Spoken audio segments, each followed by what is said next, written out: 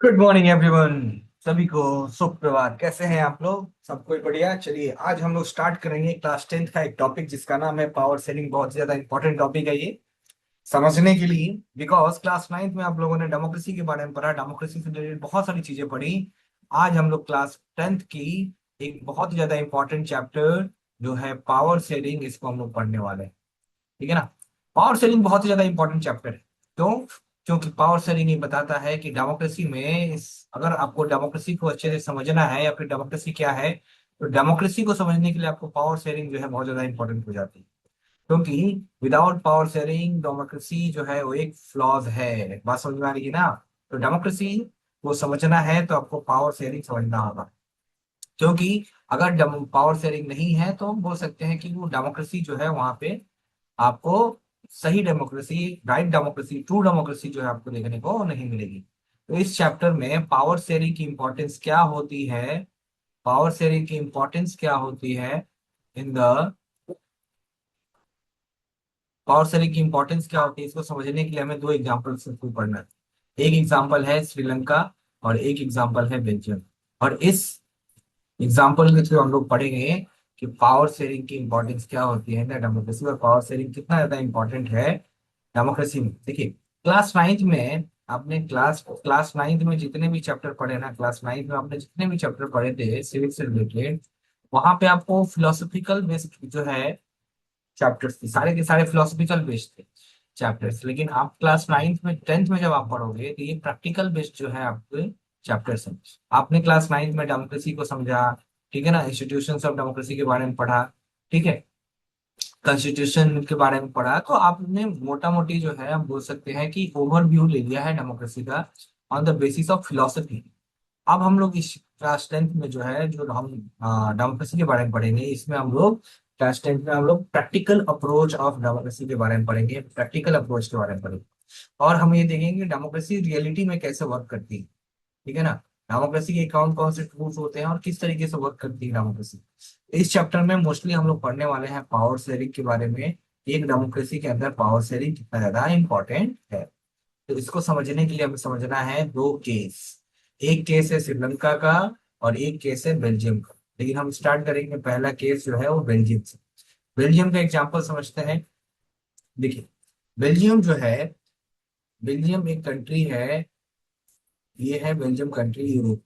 कहाँ पे है बेटा? यूरोप। ठीक है। और बेल्जियम के बहुत सारे नेबरिंग कंट्रीज हैं। नेबरिंग कंट्रीज में आता है, इसमें फ्रांस आता है, ठीक है ना, लग्जमबर्ग आता है, जर्मनी आता है। आने मेरी बात सुनो। और भी बहुत सारी कंट्रीज हैं जो इसकी, नीदरलैंड है, ये जो है इनकी, ये सब जो है इसकी नेबरिंग कंट्रीज में इसे टेरिटरी शेयर करते हैं। अब ये बेल्जियम कंट्री जो है ना बहुत ज्यादा एक छोटा कंट्री, बहुत ही ज्यादा एक छोटा स्मॉल कंट्री है। हमारा अगर हम हरियाणा अपने स्टेट से अगर हम इसको कंपेयर करें तो ये हरियाणा से भी ज्यादा छोटा है। और हरियाणा से भी कम पॉपुलेशन है यहाँ पे, अप्रॉक्स 1 करोड़ जो है यहाँ पे पॉपुलेशन है, अप्रॉक्स 1 करोड़। ठीक है। अब जो बेल्जियम जो कंट्री है ना बेटा, इस बेल्जियम कंट्री के अंदर क्या है कि बहुत सारे अलग अलग एथनिक या फिर बोल सकते हो लैंग्वेज बोलने वाले लोग रहते हैं। कुछ लोग ऐसे हैं जो फ्रेंच लैंग्वेज को बोलते हैं, कुछ लोग ऐसे हैं जो डच लैंग्वेज को बोलते हैं, कुछ लोग ऐसे हैं जो जर्मन लैंग्वेज को।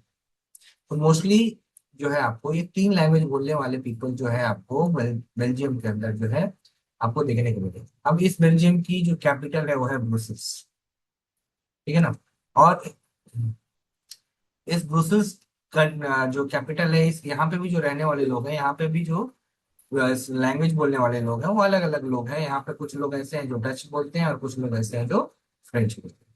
अब हम समझते हैं कि कंट्री के अंदर जो होल कंट्री जो है, होल कंट्री जो है, इस कंट्री के अंदर जो है वो जो टोटल पॉपुलेशन है वो उसको कैसे हम डिवाइड करते हैं और उनका क्या जो है कंपोजिशन कितना है बेल्जियम कंट्री के अंदर। देखिए बेल्जियम के अंदर हम जो अगर बेल्जियम को देखें तो इन दो पार्ट में डिवाइड किया गया। एक है बेटा वोलोनिया रीजन और एक है बेटा फ्लेमिश रीजन। ठीक है। तो वोलोनिया रीजन जो है, वोलोनिया रीजन में जो है यहाँ पे आपको डच लोग बोलने वाले लोग दिखेंगे और फ्लेमिश रीजन में आपको फ्रेंच बोलने वाले लोग दिखेंगे।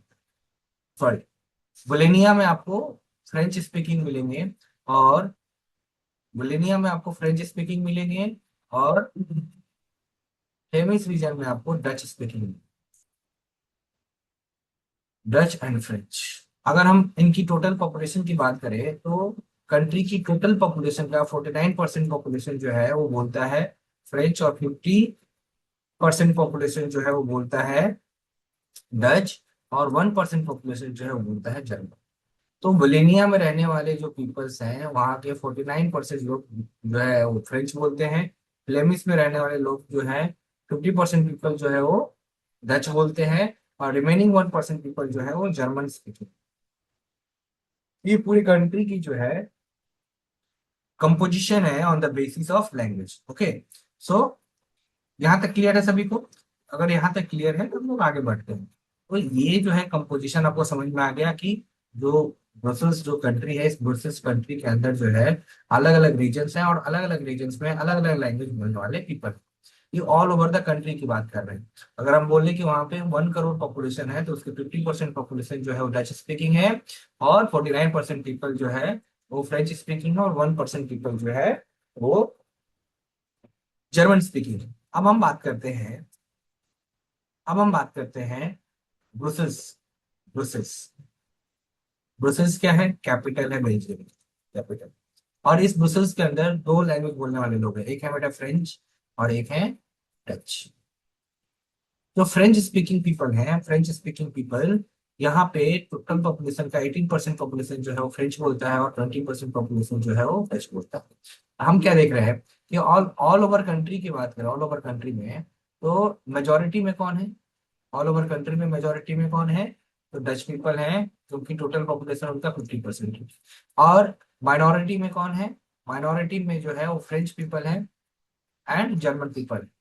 फ्रेंच पीपल की पॉपुलेशन 49% और जर्मन पीपल 1%। अगर हम कैपिटल की बात करें तो कैपिटल में मेजोरिटी में कौन है? फ्रेंच स्पीकिंग है मेजोरिटी, एंड डच स्पीकिंग है माइनॉरिटी। आ रही मेरी बात समझ? This is the ethnic composition of Belgium. Okay, now अब देखिए, समस्या ये है कि जो डच पीपल है वो मेजोरिटी में होने के बावजूद भी इकोनॉमिकली और एजुकेशनली क्या है, जो फ्रेंच पीपल है उनसे पीछे है। बात समझ में आ रही है ना? मतलब they are less superior than the French people in terms of in terms of education, and in terms of education, and in terms of education and economically they are much inferior than French people. Understood? So the thing is, क्या देखने को मिलता है कि Dutch people जो है वो majority में होने के बावजूद भी वो जो है वो इंफीरियर है इसमें, एजुकेशन में एंड इकोनॉमी में। और यही चीज जो थी ना वो डच और फ्रेंच पीपल के बीच में जो है एक तरीके का टेंशन क्रिएट कर रही। ठीक है, लेकिन ये जो टेंशन है ना, ये टेंशन बहुत ज्यादा नहीं बढ़ता है, बिकॉज वहाँ जो बेल्जियम के लोग थे they are very much matured, and they understand that their country has very much of diversity, and they accept that diversity, and because of that acceptance वहां पे जो है सभी लोग जो है यूनाइट होकर के और यूनिटी के साथ एक कंट्री के अंदर रहना स्टार्ट कर देते हैं। वो कैसे करते हैं? हम एकोमोडेशन ऑफ बेल्जियम में पढ़े। ठीक है, लेकिन सोचो अगर कंडीशन ऐसा होता कि डच पीपल जो क्या है मेजोरिटी में है, वो अपनी मेजोरिटी का फायदा उठा करके और फ्रेंच पीपल को, माइनॉरिटी में जो है लोग हैं, इनके ऊपर अपनी जो विल है इसको इम्पोज करना स्टार्ट कर दे, इससे होगा क्या? इससे क्या होता? डच और फ्रेंच पीपल के बीच में जो है वो क्लैश होना स्टार्ट हो जाता, वॉर लाइक सिचुएशन क्रिएट होते, सिविल वॉर लाइक सिचुएशन होती। लेकिन ऐसा नहीं होता। बेल्जियम के लोग जो है वो ऐसा नहीं करते हैं। They accommodated in the Belgium very much peaceful. But how? कैसे? ये हम आगे पढ़े। लेकिन इसको इसको इसके बाद हम एक और, मैंने आपको एग्जाम्पल के बारे में बताया था, वो एग्जाम्पल है बेटा, वो एग्जाम्पल है आपका श्रीलंका। ठीक है, श्रीलंका भी एक डेमोक्रेटिक कंट्री है, बेल्जियम भी एक डेमोक्रेटिक कंट्री है। श्रीलंका की इंडिपेंडेंस जो है वो 1948 में होती है, after the independence of India. And after getting the independence Sri Lanka में बहुत सारे चेंजेस हुए। श्रीलंका में भी आपको डिफरेंट डिफरेंट एथनिक कंपोजिशन देखने को मिलेंगे। पहला एथनिक, अगर श्रीलंका की एथनिक कंपोजिशन की बात करें, हम श्रीलंकन एथनिक कंपोजिशन की बात करें, ethnic composition of Sri Lanka, ethnic composition of Sri Lanka, अगर हम एथनिक कंपोजिशन ऑफ श्रीलंका की बात करें तो हम क्या देखते हैं कि यहाँ पे मोस्टली दो लैंग्वेज बोलने वाले लोग, एक है सिंहला स्पीकर्स, सिंहला स्पीकर्स, और दूसरा है तमिल स्पीकर्स। और समस्या ये है कि जो सिंहला स्पीकिंग पीपल है वो 70% ऑफ द पॉपुलेशन है, रेस्ट जो है वो 30% ऑफ द पॉपुलेशन। अब इस 70% जो पॉपुलेशन है इसमें मोस्टली लोग जो है वो एक रिलीजन को फॉलो करते हैं, और रिलीजन है बेटा बुद्धिज्म। और जो 30% लोग हैं इसमें से 18% ऐसे लोग हैं जो हिंदू हैं, ठीक है ना। 18% ऐसे लोग हैं जो हिंदूज हैं, एंड 7% ऐसे लोग हैं जो क्रिश्चियंस हैं। अरे मेरी बात समझ में, इस 18% में जो 13% पीपल्स हैं वो श्रीलंकन तमिल्स हैं, और 5% जो लोग हैं वो इंडियन तमिल्स हैं। अरे मेरी बात समझ में, एंड रेस्ट कुछ लोग ऐसे हैं जो यहाँ पे मुस्लिम्स भी। क्लियर।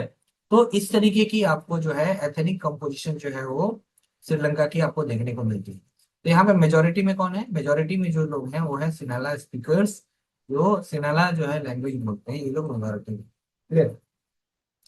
अब समस्या ये होती है कि जैसे ही वहां पे श्रीलंका जो है इंडिपेंडेंस होता है, इंडिपेंडेंस होने के बाद वहां पे इलेक्शन होता है, और इलेक्शन होने के बाद होता ये है कि जो मेजोरिटी में जो सिन्हाला पॉपुलेशन है इनकी गवर्नमेंट का फॉर्मेशन हो जाता है, ये लोग गवर्नमेंट जो है वो फॉर्म कर लेते हैं। और जैसे ही गवर्नमेंट फॉर्म करते हैं इन लोग बहुत सारे रिफॉर्म्स लेकर के आते हैं इंडिया कॉन्स्टिट्यूशन। और इन रिफॉर्म्स की वजह से क्या होता है, इन रिफॉर्म्स की वजह से क्या होता है कि जो सिन्हलास हैं, सिन्हलास और जो तमिलियंस हैं, इन सिन्हालास और तमिलियंस के बीच में जो है वो एनिमी लाइक सिचुएशंस क्रिएट हो जाते हैं, और यहाँ पे सिविल वॉर लाइक सिचुएशंस जो है वो स्टार्ट हो जाता है। और हम बाद में देखेंगे भी कि यहाँ पे सिविल वॉर होता भी है। ठीक है। अरे मेरी बात समझ में क्लियर। सो हम बोल सकते हैं कि होता क्या है कि जो सिन्हला पीपल्स थे जैसे ही ये पावर में आते हैं दे अमेंडेड देयर कॉन्स्टिट्यूशन, और पहला जो है वो लोग पहला चेंजेस क्या लेकर के आते हैं, सिन्हला को जो है एक ऑफिशियल लैंग्वेज बना दिया जाता है। Sinhala will be the official language. Official language कहने का मतलब क्या है कि गवर्नमेंट का जो भी काम होगा वो कौन से लैंग्वेज में होगा, सिन्हाला लैंग्वेज में होगा। जितने भी एग्जाम्स होंगे गवर्नमेंट को भी किस में होगा, सिन्हाला लैंग्वेज। तो जो भी काम होगा वो किस लैंग्वेज में होगा, सिन्हाला लैंग्वेज में होगा। तो इससे होता क्या है कि जो तमिलियन पीपल्स हैं they feel eliminated because they are not accepting the Tamil language, they are just promoting the Sinhala language only. Okay, clear. Second thing ये लोग क्या करते हैं कि इन लोगों ने क्या किया कि they started giving preferences to that people who belong to Sinhala language और who are speakers of Sinhala language. ये लोग कहाँ कहाँ पे प्रेफरेंस दे देते हैं, ये लोग देते हैं प्रेफरेंसेस एजुकेशनल इंस्टीट्यूशंस में। इसके साथ साथ जो है जो जो गवर्नमेंट जॉब्स हैं वहां पे जो है ऐसे लोग जो सिन्हाला लैंग्वेज बोलते हैं उनको जो है प्रेफरेंसेस देना स्टार्ट कर देते हैं। अरे मेरी बात समझ में। और थर्ड चेंजेस ये लोग ये करते हैं कि ये लोग ऑफिशियल पॉलिसी बना देते हैं कि they will protect and foster Buddhism, they will protect and foster Buddhism. इससे क्या होगा कि जो हिंदूज हैं, जो मुस्लिम्स हैं, अरे मेरी बात सुनो, जो क्रिश्चियंस हैं, तो ये लोग क्या हो गए, दे फील ऑफेंडेड बिकॉज इनकी जो बोल सकते हैं कि इनकी जो भी रिलीजन है या फिर जो भी इनका लैंग्वेज है, यहाँ पे उनकी लैंग्वेज को जो है वो कंसिडर ही नहीं किया जा रहा है। ठीक है ना। तो इससे प्रॉब्लम राइज होती है among between the Sinhalese and the Tamil speakers. और इसके वजह से क्या होता है कि तमिलियन पीपल्स जो हैं they start demanding to they start demanding for what, they start demanding for the acceptance of Tamil language and their religion। लेकिन होता यह है कि जितने भी वहां पे पॉलिटिकल पार्टीज थी और उन पॉलिटिकल पार्टीज में जितने भी मेंबर्स थे they are mostly belong to the Sinhalas they are mostly belong to the Sinhalas. So इनकी जो भी डिमांड थी, इन डिमांड को इन लोगों ने जो है इग्नोर करना स्टार्ट कर दिया। अब इससे क्या होता है, इससे होता है प्रॉब्लम। इससे क्या प्रॉब्लम होगा, सिन्हाला पीपल्स को ये फील होगा, जो तमिल सॉरी जो तमिलियन पीपल्स को ये फील होगा, जो सिन्हाला स्पीकर्स है, they are not in mood to accept their religion और their language, and they are not respecting their culture. That's why ये लोग क्या करेंगे, खुद की पॉलिटिकल पार्टीज फॉर्म करना स्टार्ट कर देंगे। बहुत सारे सोशल ग्रुप्स का फॉर्मेशन जो है वो स्टार्ट होगा। तो बहुत सारे क्या होगा, पहला सोशल ग्रुप्स का फॉर्मेशन, पहला क्या होता है, अलग अलग जो है वो सोशल ग्रुप्स का फॉर्मेशन होगा।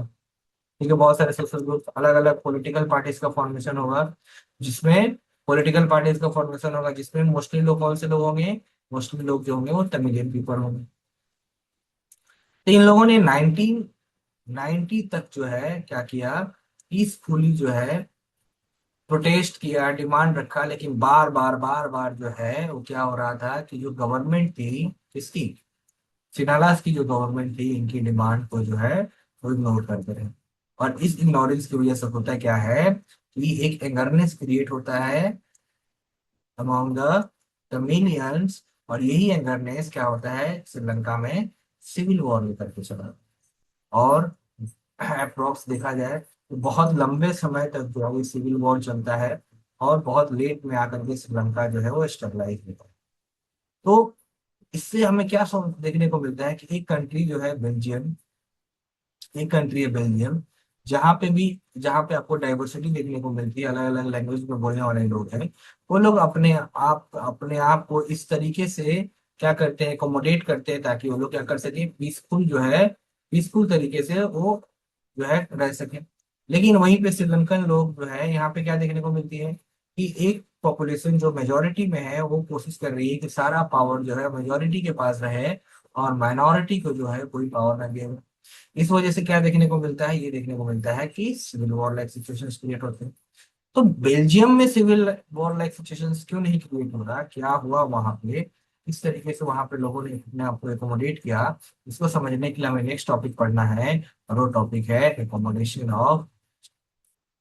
ठीक है, और ये सारी जो चीजें हुई श्रीलंका में, इसको मेजोरिटेरियन गवर्नमेंट भी बोलते हैं। इसको हम मैं और थोड़ा और पढ़ाऊंगा। ठीक है, यहाँ तक जो है आप लोगों को आई होप कि समझ में आया होगा।